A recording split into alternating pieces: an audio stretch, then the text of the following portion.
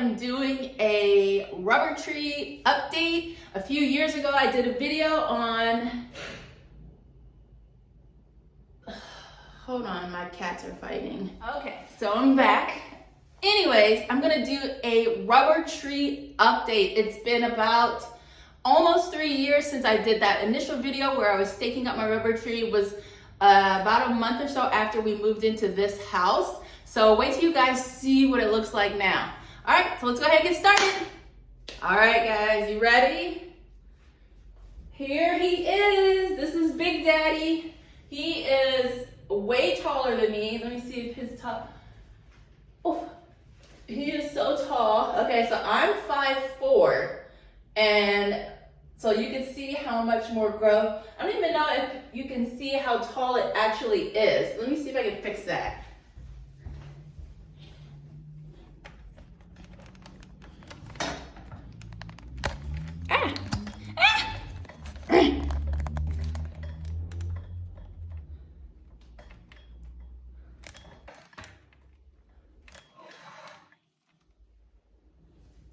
How about that? I think you can tell now. Okay, so this tree is super, super tall. It is over 6 feet tall now.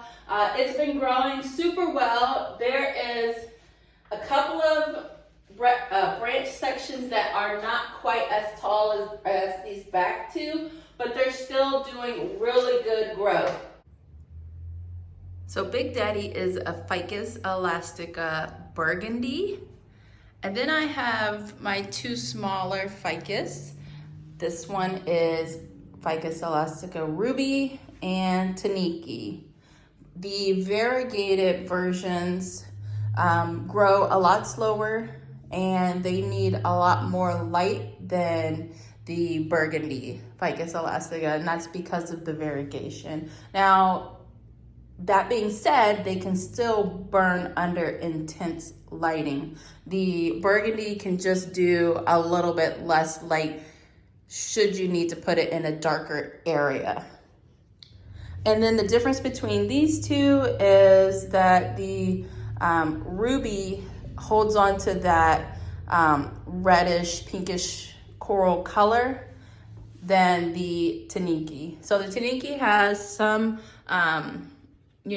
cream color in it right now. I'm sure this one is in a lot less light than this one. This one is actually in front of a window, so it's the color's a lot more intense.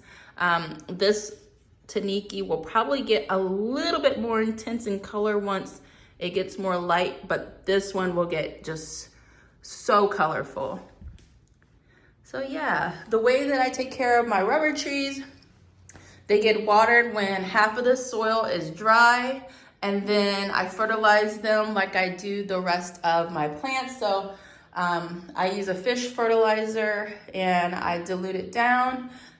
And then I'm actually about to start adding worm compost to the top of the soil. I just got a bag, so as I've been working with plants, I've been adding some to the top of the soil, and that is a long feed fertilizer, whereas a liquid fertilizer like fish fertilizer is a quick feed, meaning that the plant can access it quicker than worm compost or a granulized type of fertilizer.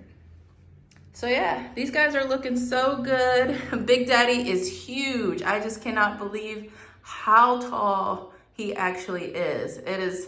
I don't even know what I'm gonna do when he hits the ceiling. Like, what do I just chop him down and start over? Or, And he's kind of naked in here too, because he did have a spider mite issue that I let go on for quite a while because I didn't know, but I also was kind of neglectful with him because he just always seemed to be doing good. So I didn't have to micromanage his care. I just watered him when he needed water, but then I didn't really do a pest check.